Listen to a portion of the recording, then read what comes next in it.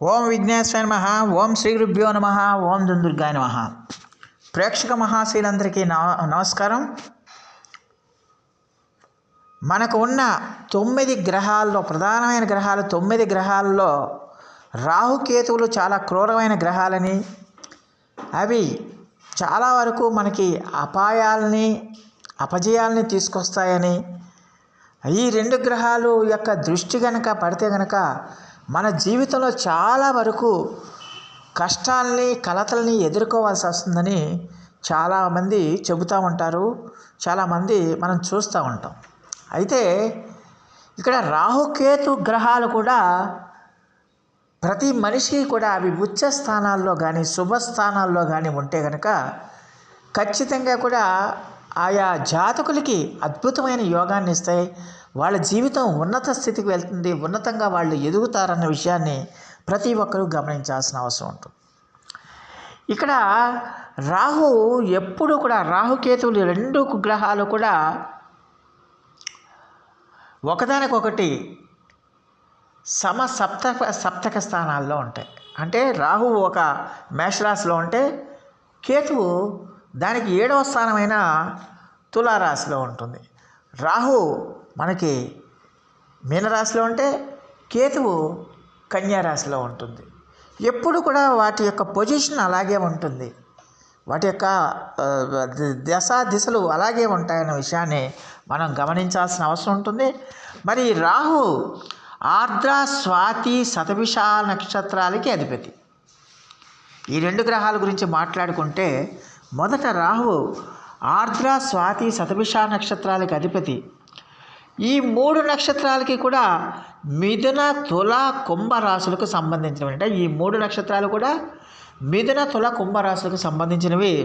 అందుచేత ఆ రాశ్యాధిపతులు అంటే మిథునానికి రాశ్యాధిపతి బుధుడు, తులకి రాశ్యాధిపతి శుక్రుడు, అలాగే కుంభానికి రాశ్యాధిపతి శని, ఈ 3 కూడా మిత్రులు అవుతారు అన్న విషయాన్ని గమనించాలి. అలాగే రాశ్యాధిపతుల కారకత్వం కూడా రాహులో కొంత లేకపోలేదన్న విషయాన్ని మనం గమనించాల్సిన అవసరం ఉంటుంది. అంటే రాహుకి ఇప్పుడు ఎవరు మిత్రులు అవుతారు?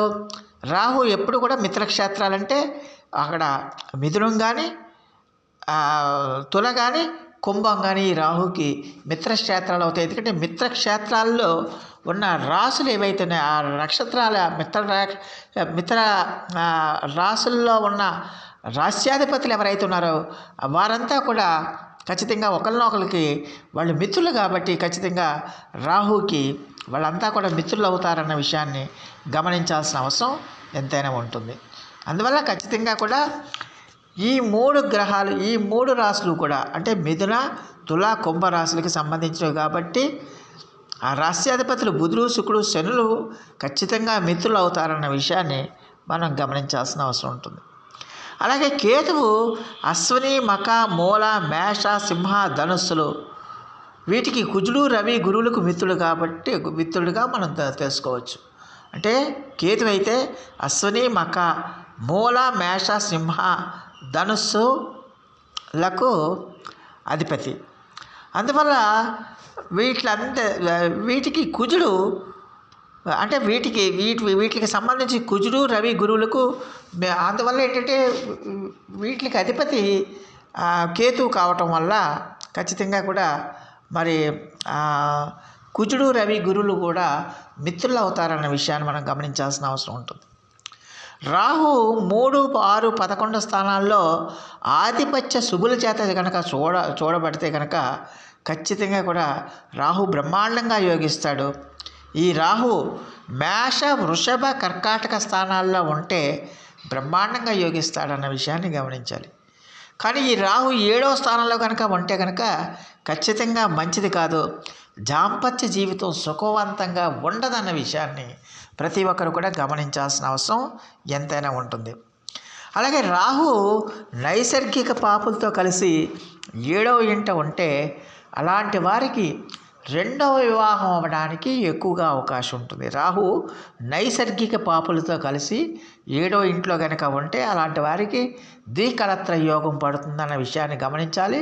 అలాంటి వారికి మనశ్శాంతి ఉండదు, పెళ్లి చేసుకున్న వాళ్ళు విడిపోవటం ఉంటుంది, ధన వ్యయం ఉంటుంది, వివాహం ఆలస్యంగా జరుగుతుంది. అలాగే వైద్య స్త్రీలతో వాళ్ళకి సంచారం ఉంటుంది. ఇలాంటివన్నీ కూడా జరగడానికి అవకాశం ఉంటుంది.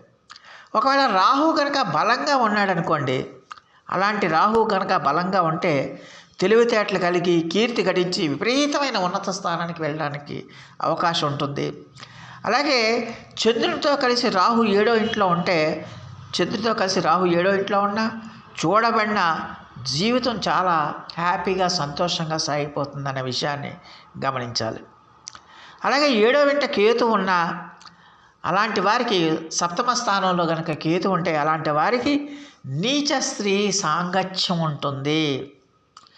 7వ స్థానం వృశ్చికం అయితే కనుక అందు కేతు ఉంటే కనుక స్త్రీ మూలక ధనప్రాప్తి కలుగుతుంది. ఎందుకంటే అక్కడ కుజుడి యొక్క ఫలితాలనే కేతువు కూడా ఆయన ప్రతిఫలిస్తాడు కాబట్టి, అందువల్ల 7వ స్థానం వృశ్చికం అయ్యి అందు కేతువు కనుక ఉంటే స్త్రీ మూలక ధనప్రాప్తి కలుగుతుందన్న విషయాన్ని గమనించాలి.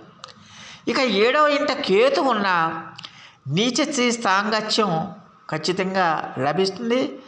అలాగే మకరం 7వ స్థానం అయి అందు కేతు ఉంటే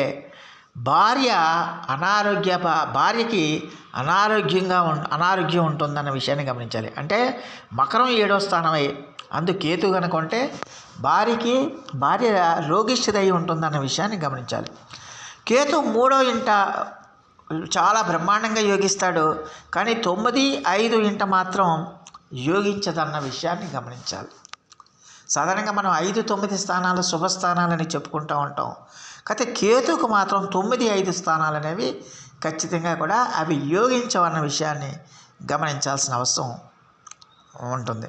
అలాగే 8వ ఇంట కేతు ఉంటే అల్పాయుర్దాయం ఉంటుందన్న విషయాన్ని గమనించాల్సిన అవసరం ఎంతైనా ఉంటుంది. అలాగే అలాంటి వారికి అంటే ఇక్కడ మనం ఇంకో విషయాన్ని కూడా మనం గమనించాల్సిన అవసరం ఉంటుంది.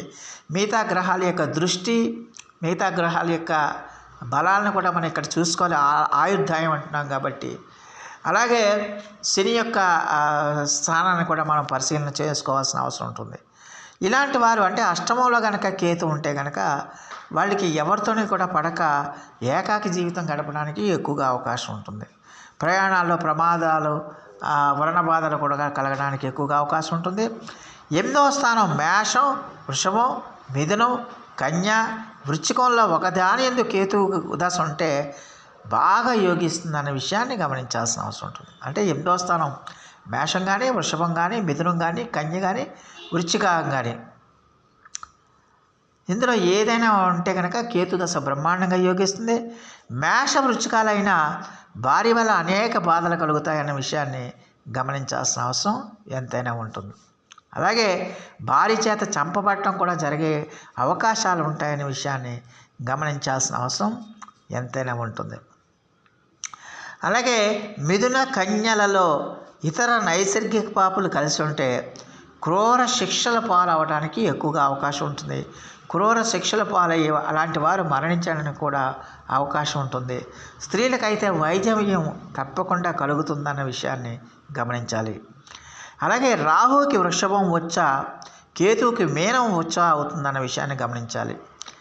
ఈ రాహుకి కేతువులకి కూడా మేష, వృశ్చిక, కర్కాటక, కుంభరాశిలో వీళ్ళిద్దరూ కూడా యోగించరన్న విషయాన్ని గమనించాల్సిన అవసరం ఎంతైనా ఉంటుంది. ఈ రాహుకి కేతువుకి మేషం, వృశ్చికం, కర్కాటకం, కుంభరాశులు కనుక ఉంటే వాళ్ళిద్దరూ కూడా యోగించటం లేదన్న విషయాన్ని గమనించాల్సిన అవసరం ఎంతైనా ఉంటుంది. అలాగే మకరంలో కనుక రాహువు, వృశ్చికంలో కేతువు ఉంటే ఖచ్చితంగా అలాంటి వారికి డెఫినెట్గా యోగిస్తుందన్న విషయాన్ని గమనించాల్సిన అవసరం ఎంతైనా ఉంటుంది. అందువల్ల ఈ రాహుకేతువులకి ఖచ్చితంగా కూడా రాహువు వృషభం, సింహంలో ఉచ్చలో ఉంటాడు. అలాగే వృశ్చికం, కుంభంలో ఆయన నీచంలో ఉంటాడు. అలాగే మూల త్రికోణాలు మిథునం, కర్కాటకం అయి ఉంటాయన్న విషయాన్ని గమనించాలి. అందువల్ల మన జ్యోతిష శాస్త్రంలో మన యొక్క జీవితాన్ని నిర్దేశించడానికి ఈ రాహు కేతువులు 2 గ్రహాలు కూడా చాలా ప్రముఖమైన పాత్రని పోషిస్తాయన్న విషయాన్ని ప్రతి ఒక్కరు కూడా తెలుసుకోవాల్సిన అవసరం ఉంటుంది. సో ఈ నా వీడియో కనుక మీకు నచ్చితే లైక్ చేయండి, షేర్ చేయండి, కామెంట్ చేయండి, సబ్స్క్రైబ్ చేయండి. సర్వేజన సుఖినో భవంతు. నమస్కారం.